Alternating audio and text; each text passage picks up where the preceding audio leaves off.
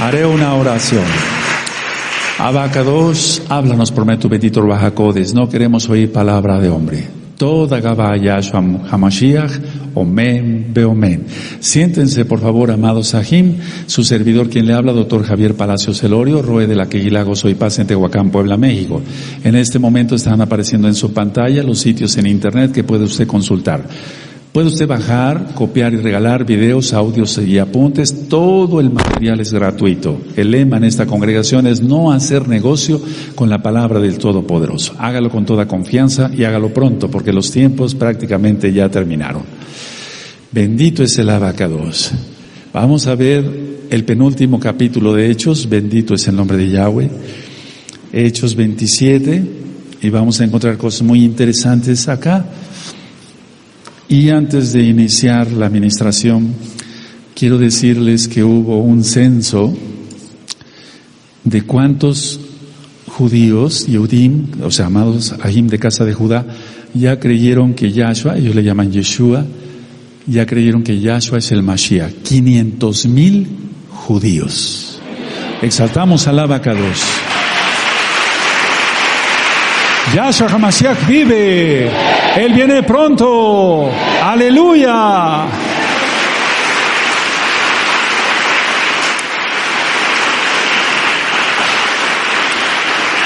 Entonces, amada Kehilá, eso indica que los tiempos ya se están cerrando, se está cerrando la puerta para los gentiles, ya no queda mucho tiempo. Ellos tienen un buen censo, son 14 millones de Yehudim. Entonces, en todo el mundo, de cada amada casa de Judá, no se ha podido recuperar el número de población por la cuestión trágica, dramática, satánica del holocausto. No han podido recuperar ellos en cuanto a número, no se han podido recuperar. Por eso cada familia tiene muchos hijitos. Y por eso siempre se ven las carriolas de doble o triple bebé. Bendito es el Abacados. Pero 500,000 Yehudim, entonces después me ayudan a sacar el porcentaje, pero es un buen porcentaje de Yehudim. 500,000 ya creyeron. El tiempo está cerca. Nunca se había dado eso, jamás se había dado eso. Y si 500,000 amados Sahim de casa de Judá ya reconocieron que Yahshua, ellos le llaman Yeshua, Yahshua es el Mashiach. Ahora, un buen porcentaje de ese número de Yehudim creen que Yahshua es Elohim. Por eso nosotros vamos a seguir trabajando sobre ello. El día de ayer yo iba pasando por una casa y me habla una persona, me dice, doctor, ¿usted es el doctor Palacios? Sí. Sí me reconoció esa persona, me dice, ¿se acuerda usted de mí? Le digo, no voy a ser mentiroso, su carita se me hace conocida, pero no me acuerdo. Fuimos compañeros en secundaria, usted y yo. Le digo, sí, ya me acordé. Dime tu nombre, por favor, porque no me acuerdo bien me llamo fulano de tal. Y entonces, sí, ya me acordé de él. Y entonces me decía, oiga, doctor, y oye Javier, porque nos hablamos de tú, ¿por qué todos los hermanos andan con una gorrita? Aquí él no sabe qué es la cobertura. ¿Y por qué se dejan la barba? ¿Y por qué andan con estos hilitos? Y le digo, bueno, es que somos Israel. Dice, sí, yo siempre he entendido que todo está basado en las 10 tribus perdidas de la casa de Israel. Tal cual, así me lo dijo. Y entonces yo le empecé a decir, pues tú eres Israel, ¿cómo te apellidas? Me dijo su apellido, tú eres Israel. Entonces ya se le compartió, le ministré un par de minutos y le regalé una tarjeta, etcétera. Entonces está despertando la gente en que ¿qué son o quiénes son las 10 tribus perdidas de la casa de Israel? Aquí estamos. Y entonces mucha gente se te va a acercar a ti para hablarte sobre el respecto, es decir, cuáles son las 10 tribus perdidas de la casa de Israel. Y tú, sin ningún temor ni nada, diles, somos nosotros, es que es así. Vamos al libro de los Hechos, bendito es el Abacados. Así que fue una hermosa experiencia el día de ayer. Antes voy a empezar con un prólogo y vamos a ir a Hechos 27 en el verso 27, verso 23, perdónenme. En el Hechos 27, verso 23, cuando lo tengan me dicen un amén. Dice así: porque esta noche ha estado conmigo el malak de Elohim, de quien soy y a quien sirvo. Entonces vamos a ver que un malak se le presentó a Shaul y le dijo lo que iba a pasar. Ahora, en sí aquí en este capítulo vamos a ver que las embarcaciones de ese tiempo no usaban brújulas, sino se guiaban por las estrellas. Por eso en la carta de Judas, que está ministrada en la página gozoypaz.mx, se habla mucho de las estrellas. Entonces, se guiaban totalmente por las estrellas. Ahora, si gustan anotar esto, les va a servir para que entremos de lleno al tema. En septiembre era difícil navegar y en noviembre era imposible navegar en esas áreas. Ahorita lo vamos a hacer, el mar Adriático. El mar Adriático no es más que el Mediterráneo central, el Mediterráneo central. Entonces, en septiembre era difícil navegar, en noviembre era imposible. Ahora, este hecho que vamos a ver acá sucedió entre septiembre y octubre, registrado el año, por la historia de los conocedores, en el año 59 después de nuestro Adón Yahshua Mashiach. Y aquí ayunaron, y este ayuno al que se refiere aquí es el ayuno de Yom Kippur. O sea que Shaul pasó el ayuno de Yom Kippur en la nave que lo llevaría hacia Roma. Ahora, aquí en el verso 27, de Hechos 27 dice: venida la 14ª noche y siendo llevados a través del mar Adriático. Entonces se denomina mar Adriático al Mediterráneo central, entre Italia y Creta, para los que les guste conocer un poquito más. Y también incluye la costa norte de África. Ahora, aquí en el verso 2 vamos a ver, dice: y embarcándonos en una nave adramitena que iba a tocar las puertas de Asia, zarpamos estando con nosotros Aristarco, macedonio de Tesalónica. Entonces vamos a ir a Hechos 19, si gustan anotar Hechos 19, verso 29. Hechos 19, verso 29.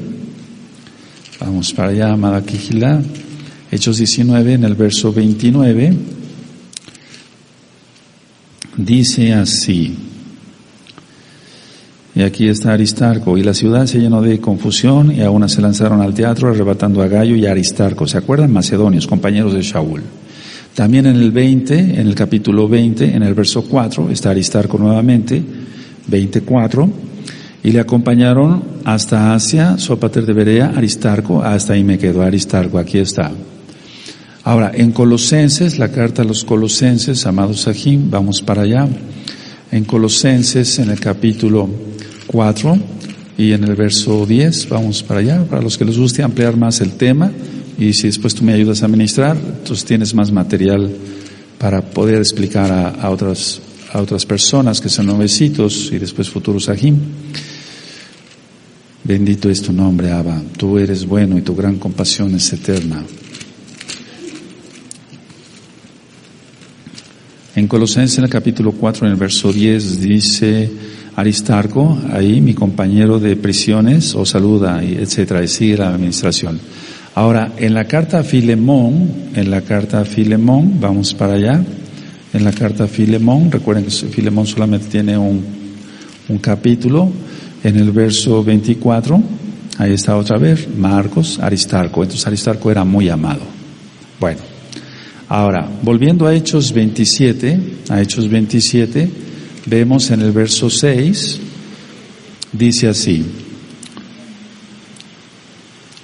Dice: y hallando allí al centurión una nave alejandrina que zarpaba para Italia, nos embarcó en ella.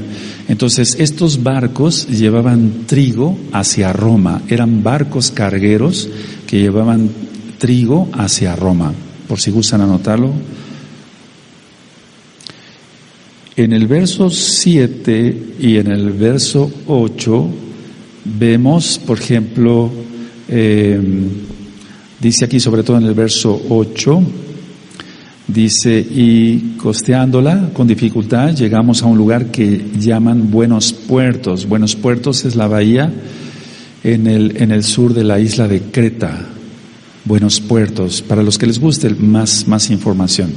Era la bahía, pues más bien en el sur de la isla de Creta. Ahora, en el verso 16 dice así: y habiendo corrido a sotavento de una pequeña isla llamada Clauda es la isla al sur de Creta, era una isla al sur de Creta. En el verso 7,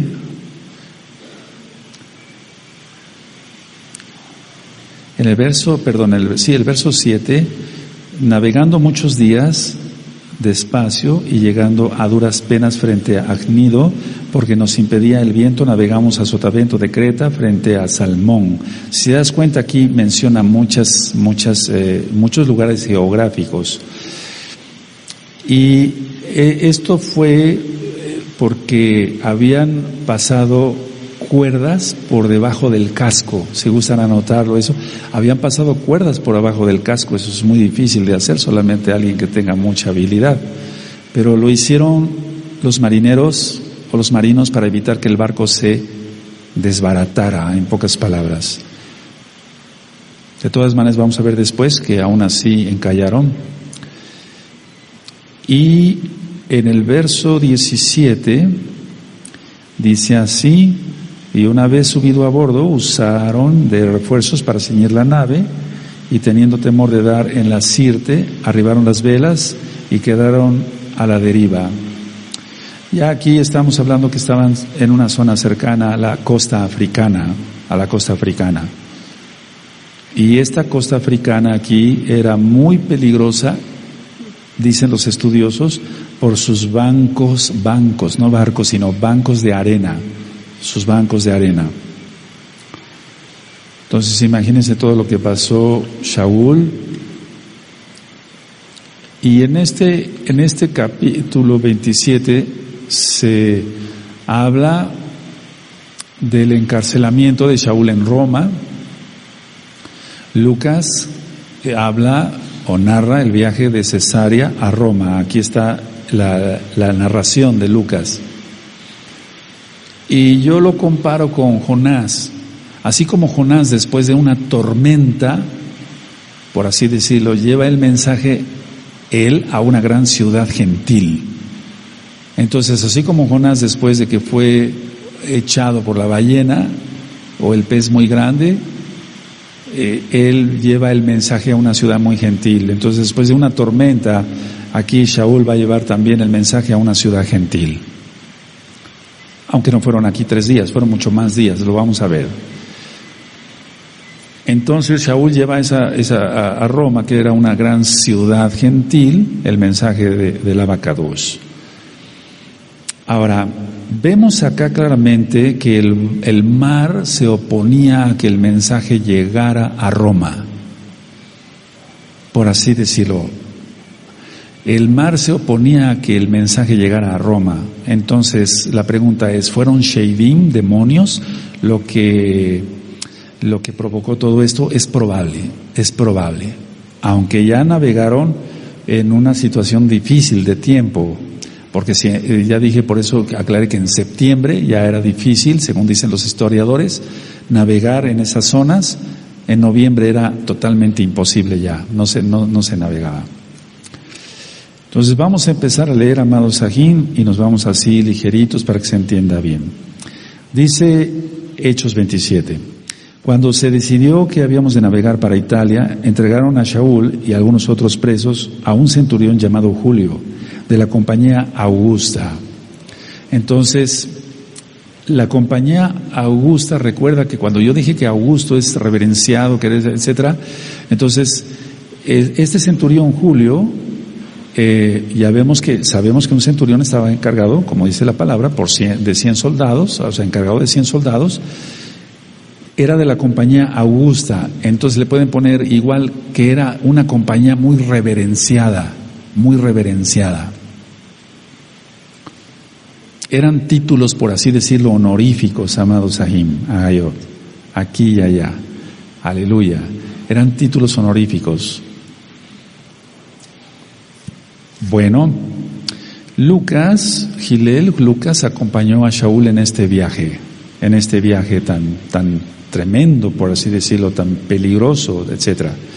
En el verso 2 y en el verso 3 dice: y embarcándonos en una nave adramitena que iba a tocar las puertas de Asia, zarpamos estando con nosotros Aristarco, ya lo dije, macedonio de Tesalónica.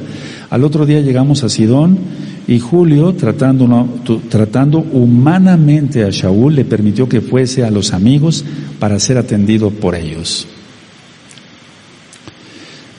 Esto de cuando dice Adramitena era igual a la base de las naves en Troas. Para los que les guste un poquito más de conocimiento, era la base de la nave en Troas, y era una ciudad del Asia Menor, Esto es para los que les guste conocer un poco más.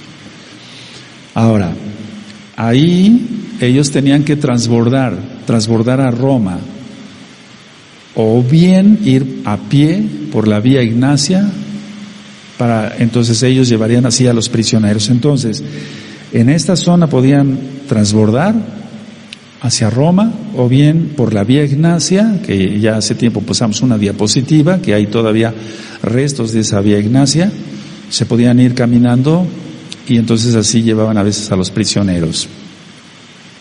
Ahora, Aristarco, como ya vimos varias citas, también acompañó a Shaul. O sea, no solamente Lucas, sino Aristarco acompañó a Shaul durante este viaje. Y Aristarco lo acompañó también en el encarcelamiento. Y ya vimos Colosenses 4:10. Entonces Shaul tenía amigos en Sidón, por eso dice aquí que fuera atendido por los amigos. Tenía amigos en Sidón, en el primer puerto a donde llegaron, o sea, llegaron ahí. Bueno, ahora vamos a Hechos 24, amados Sahim, y vemos cómo otro centurión también lo trató bien. La amabilidad de este centurión Julio trae a la memoria la amabilidad del otro centurión. En Hechos 24, en el verso 23, dice así: y mandó al centurión que se custodiase a Shaul, pero que se le concediese alguna libertad y que no impidiese a ninguno de los suyos servirle o venir a él. ¿Sí recuerdan? Entonces, grábate bien esto, amado Ahod. Siempre un hijo del Eterno, que le sirva al Eterno así con todo su corazón, su alma, su mente, su ser, siempre tendrá la bendición de Elohim a través de los gentiles. Siempre. No todos, pero siempre va a haber gente que sea para bien. Como en el caso del Holocausto, que fue una tragedia, eso fue algo demoníaco. Siempre hubo gente, inclusive alemanes, que ayudaron a muchos judíos, a muchos Yehudim, que los guardaron inclusive en sus propias casas, inclusive con riesgo de ser muertos ellos también. Hechos 27, verso 4. Y haciéndonos a la vela desde allí, navegamos a Sotavento de Chipre, porque los vientos eran contrarios. Y sigo leyendo: habiendo atravesado el mar frente a Cilicia y Panfilia, arribamos a Mira, ciudad de Licia. Y hallando allí el centurión una nave alejandrina que zarpaba para Italia, nos embarcó en ella, ya sabes, barcos llenos de trigo hacia Italia. Navegando muchos días despacio y llegando a duras penas frente a Gnido, porque nos impedía el viento, navegamos a Sotavento de Creta frente a Salmón. Y sigo leyendo el 8. Y costeándola con dificultad llegamos a un lugar que ya llaman Buenos Puertos, cerca del cual estaba la ciudad de Lasea. Ahora, pueden anotar que eran vientos dominantes del oeste. Todos eran vientos contrarios sobre el Mediterráneo. En este caso estaban dominando esos vientos. Por eso digo que es probable que hayan sido demonios en un momento dado. Aunque no todo hay que achacarlo a eso, ¿verdad? Ahora, de Chipre a Creta sería lo normal, pero aquí el barco tomó una ruta más directa, por eso dice costeándola. Y luego dice, Mira, que era una ciudad portuaria sobre la costa sur del Asia Menor, El centurión encontró una nave, aquí lo vemos en el verso 6, una nave, y esta nave partiría a Italia.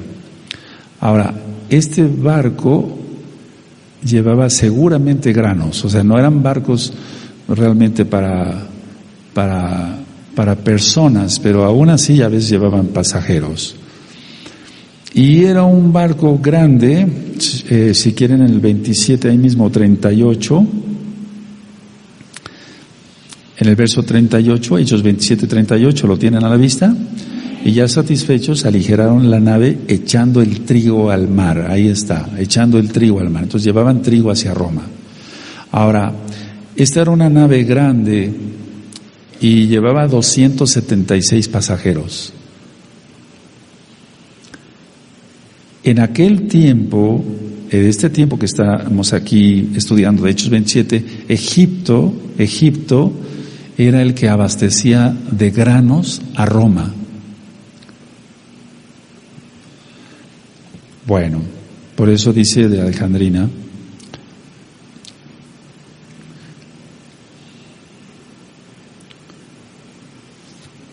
bueno, esto ya no lo quiero mencionar porque ya son más cosas geográficas y entonces no quiero hacerlos confusión. Ahora, los cretenses, eso sí me gustaría que lo anotaran, los cretenses eran conocidos por su holgazanería. Eran conocidos por su holgazanería y eran muy depravados. Eran muy depravados. Entonces, anoten eso y vamos a Tito. Vamos para allá. Entonces los cretenses eran conocidos porque eran muy holgazanes, no trabajaban y eran muy depravados. En Tito 1, no sé si tengan Tito, 1:12, para que todo tenga sustento bíblico, pues, o sea, en la bendita Tanaj, y no digan el rey está inventando cosas, no, aquí está, 1:12, ¿lo tienen? Uno de ellos, su propio profeta, dijo, los cretenses siempre mentirosos, malas bestias, glotones, ociosos. Por favor, lean todos el 12, amén.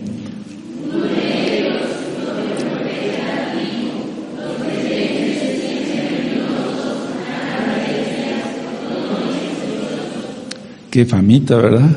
Qué fama. Ahora, Shaul pidió a Tito más adelante que enviara ancianos para las Kehilot de esa isla.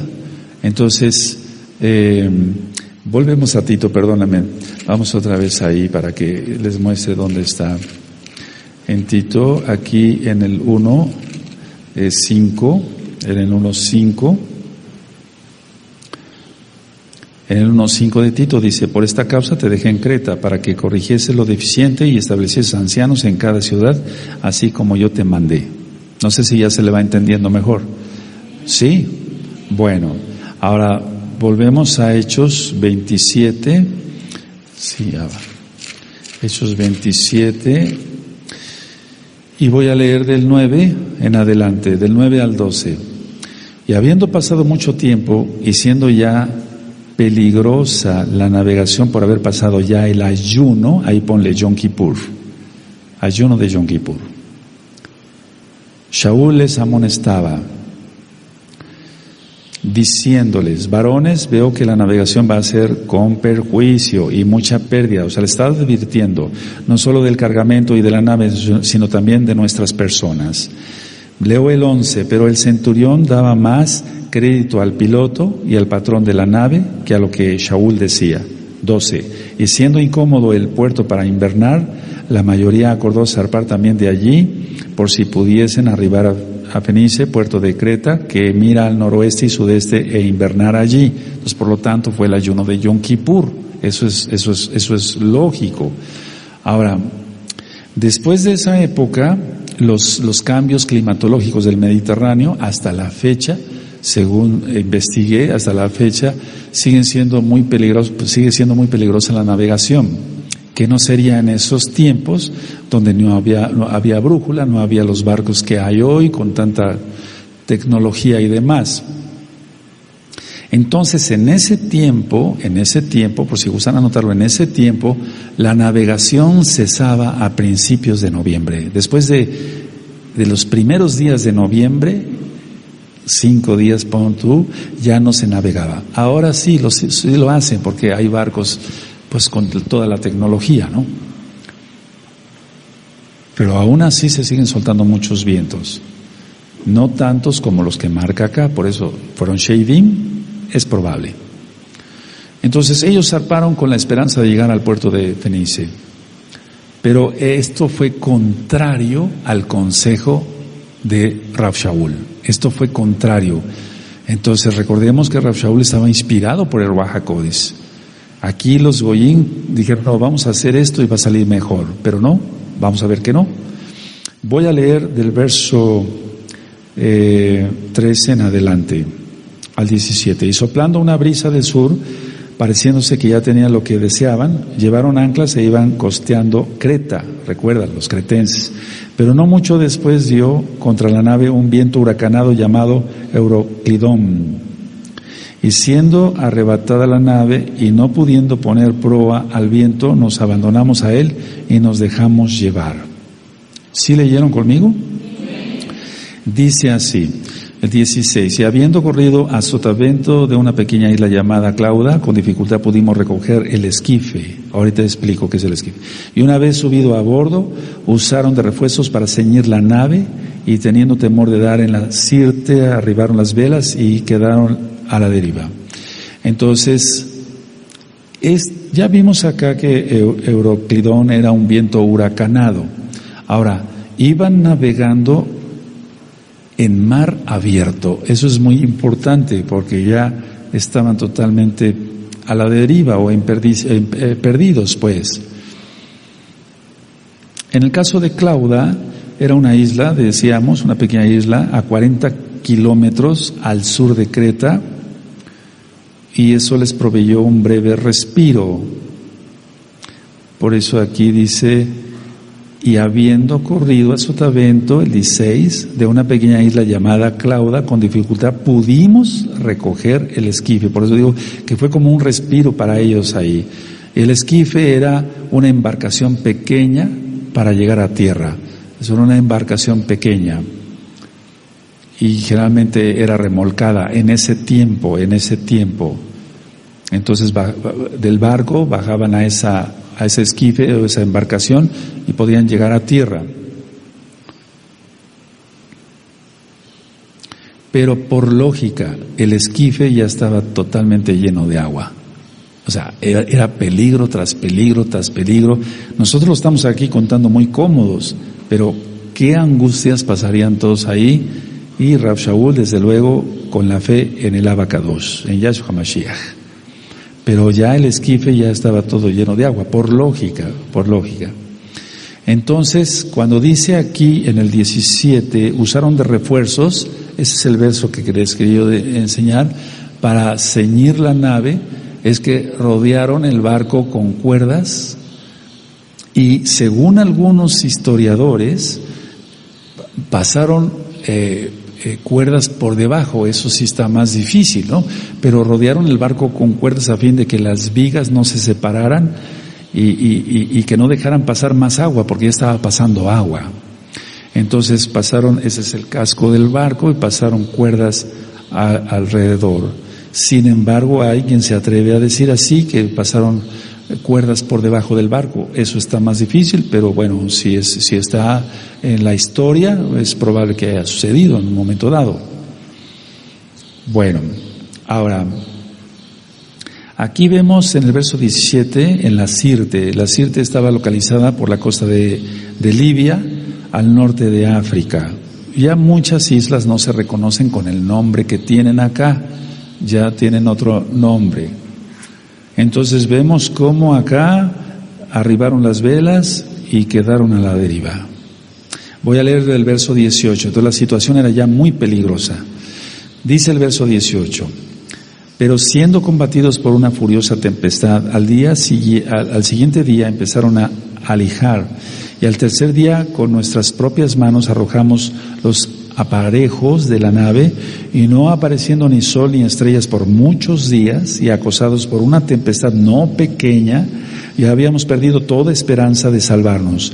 Entonces Shaul, como hacía ya mucho que no comíamos, puesto en pie en medio de ellos, dijo: habría sido por cierto conveniente, oh varones, haberme oído y no zarpar de Creta tan solo para recibir este perjuicio y pérdida.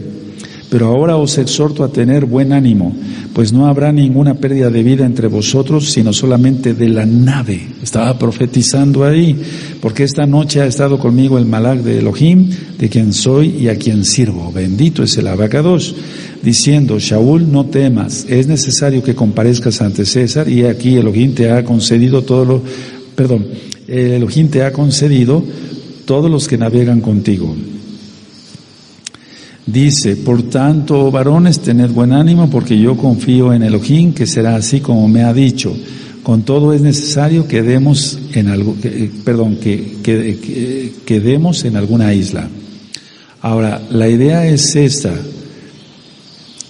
pasajeros y tribulación sin comer algunos días. Eso es importante que lo anoten. Una persona que está acostumbrada a ir en un barco, si no come, se marea. Eso es lo que inclusive nos han platicado pescadores y demás. Cosa que uno lo piensa dos veces, a menos los que nos mareamos. Comer y subirnos a una embarcación, quizá que suceda. Pero ellos no, ellos es al revés, ellos tienen que comer para no marearse. Y otra cosa que vemos aquí, estaban desalentados. Otra cosa que vemos aquí es que Shaul les recordó el consejo que les había dado y que no quisieron seguirlo, pero aún así los animó con un mensaje directo de Elohim. Eso es bueno, mantenerse en comunión con Él para que Él nos vaya avisando, y esto fue a través de un malaj. Le dijo que comparecería ante César. Ahora, 2 veces les instó a tener ánimo, y es necesario recordar esto: él iba como prisionero, no iba como un pasajero ahí paseando o normal, o que fuera a Roma a vender trigo, no, él iba como prisionero. Entonces, él no dudó en dar el mensaje, cuanto más nosotros que estamos en libertad. Tenemos que dar el mensaje, tenemos que trabajar. Voy a leer del verso 27 en adelante, amada Kehilá. Venida la 14ª noche y siendo llevados a través del mar Adriático, a la medianoche los marineros sospecharon que estaban cerca de tierra, y echando la sonda hallaron 20 brazas, y pasando un poco más adelante volvieron a echar la sonda, hallaron 15 brazas, y temiendo dar en escollos, echaron 4 anclas por la popa y ansiaban que se hiciese de día. Entonces los marineros procuraron huir de la nave, y echando el esquife al mar, ahora ya sabes lo que es el esquife al mar, aparentaban como que querían largar las anclas de proa. Pero Shaul dijo al centurión, a los soldados: si estos no permanecen en la nave, vosotros no podéis salvaros. O sea, lo que querían era escaparse. El verso 32, entonces los soldados cortaron las amarras del esquife y lo dejaron perderse. Bueno, vamos a ver, entonces, ya habíamos platicado del mar Adriático entre Italia y Grecia, realmente el Mediterráneo, y ya para esto habían pasado 2 semanas en medio de la tormenta, 2 semanas en medio de la tormenta. Así es que ellos, ellos medían el fondo donde estaban, del fondo del mar, lanzando una cuerda con plomo. Es para tomar la medida, pues. Y ya cuando vieron que estaban en aguas de poca profundidad, echaron 4 anclas. Ahora, aquí vemos cómo Shaul advirtió al centurión que los marineros que intentaban huir necesitaban permanecer en la nave. Eso es lo que querían hacer. Y aquí dice Shaul, en el verso, al final del verso 31, del verso 31, dice: vosotros no podéis salvaros, porque si un soldado romano perdía a un prisionero, entonces a él también lo mataban. Así que cortaron las amarras del bote salvavidas, para que se entienda, eso es el esquife. Bueno, Voy a leer del verso 33 en adelante. Cuando comenzó a amanecer, Shaul exhortaba a todos que comiesen, diciendo: este es el 14º día que veláis. Por eso digo que son 2 semanas, y permanecéis en ayunas sin comer nada. Por tanto, os ruego que comáis por vuestra salud, pues ni aun un cabello de la cabeza de ninguno de vosotros perecerá. Estaba profetizando porque ya había sido dicho por Elohim a través del Malaj. Y el 35, y habiendo dicho esto, tomó el pan y dio gracias a Elohim en presencia de todos, y partiéndolo comenzó a comer. O sea que no nos debe dar vergüenza dar gracias al Eterno por la comida delante de los goyim, al contrario, para que ellos aprendan cómo se debe de orar y no comer como cerdos nada más. ¡Aleluya! Das gracias por el pan. Entonces bendijo y dio gracias, dio toda Gabá por el pan. Bueno, esto de comer era un acto de fe, de que no se iban a perder, y era un acto también para reponer las fuerzas físicas, porque todavía les esperaba una prueba mayor. Por eso a Elías le dijo: come, porque vendrían otras pruebas todavía. Eso ya lo ministramos. En el verso 36, entonces todos, teniendo ya mejor ánimo, comieron también. Y éramos todas las personas en la nave 276. Ahí tienes el número. Increíble. Y ya satisfechos aligeraron la nave, echando el trigo al mar. Y luego dice el 39, cuando se hizo de día, no reconocían la tierra, pero veían una ensenada que tenía playa, en la cual acordaron varar, si pudiesen, la nave. Cortando pues las anclas, las dejaron en el mar, largando también las amarras del timón, e izada al viento la vela de proa, enfilaron hacia la playa. En este caso, amados Sajín, miren, entonces, a ver, vamos a analizar 14 días prácticamente sin comer, y en total suspenso, a cualquiera acaba eso. Y ya una vez comidos, dice aquí que tuvieron mejor ánimo. Eso a nosotros nos ha pasado también. Ahora, esta nave, por lo que vemos, era grande, pero en los escritos de Flavio Josefo decía que la nave podía llevar hasta 600 pasajeros, o sea que era una nave muy grande. Eso anótelo para lo que les guste aprender más. Flavio Josefo en sus escritos dice que esta nave podía llevar hasta 600 pasajeros, entonces era un barco gigantesco, un barco muy grande pues para aquella época.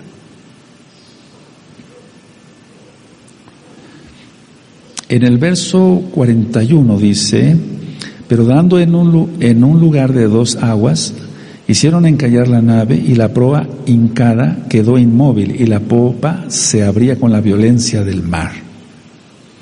Entonces la nave encalló en un banco de arena, si gustan anotarlo para que después me ayuden a ministrar, y encalló en un banco de arena que los marinos no habían visto.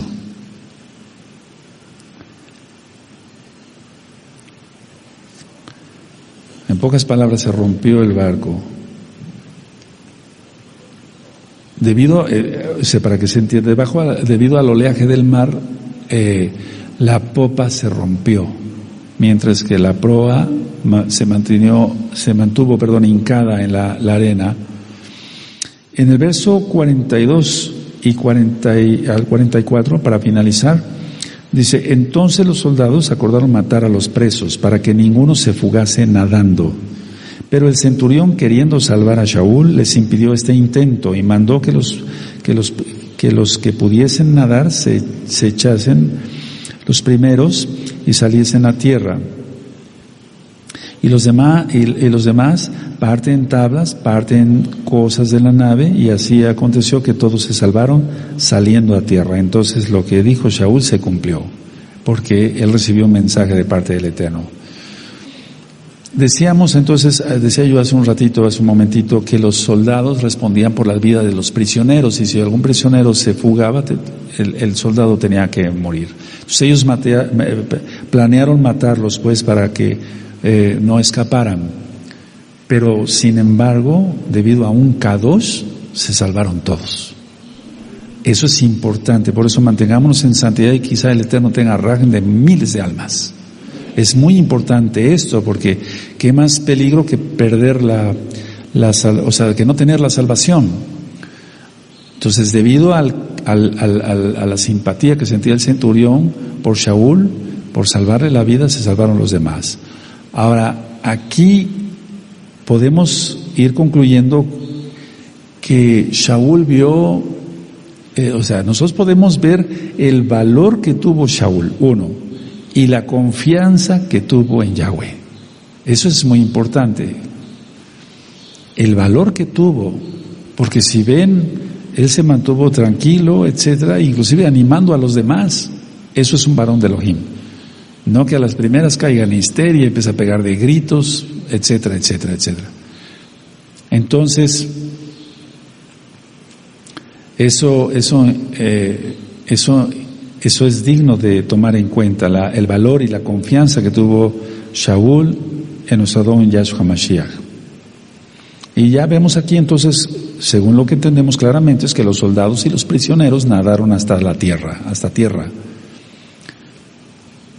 Y otros tantos no pudieron nadar, sino que se valieron de pedazos flotantes del barco, porque el barco ya había sido hecho prácticamente pedazos. Entonces, vean ustedes cómo se cumplió la profecía. El barco se perdió, pero salvaron sus vidas. Y encallaron en una isla y nadie pereció. Y eso vemos el verso 22, miren, lo profetizó. Pero ahora os exhorto a tener buen ánimo, pues no habrá ninguna pérdida de vida entre vosotros, sino solamente de la nave. A ver todos el 22, amén.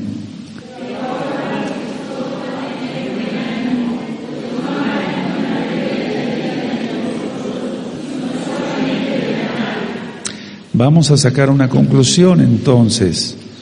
Vemos cómo dos varones, Lucas y Aristarco, acompañan a Rab Shaul. No lo dejaron, no, pues vete tú, etcétera, y después nos saludamos. No, sino los que realmente son hermanos, los que realmente son Ahim, comparten lo bueno y lo malo de la vida. Eso, es que el Eterno nos va a poner a prueba a todos. No creas que así va a ser de fácil. La salvación es por gracia. Pero faltan todavía varias cosas que vamos a vivir. Tenlo por seguro, pero ten fe que el Eterno nos guardará. Pero con esas ganas no creo. No, Él viene por un pueblo que esté totalmente enamorado de Él, que esté totalmente celoso de Él, etcétera. Y vemos cómo, gracias a la santidad de un varón, se salvaron todos. Así es de que tienes la administración, este fue el penúltimo capítulo del libro de los Hechos. Recuerden, el ayuno de que se habla aquí es el ayuno de Yom Kippur. Y vamos a aprender más cosas y terminaremos en 8 días, si el Eterno lo permite, con Hechos 28 dentro de 8 días. Toda Gabá. Mantengámonos unidos, amados Agim. Puedes cerrar tu Tanaj y tus apuntes.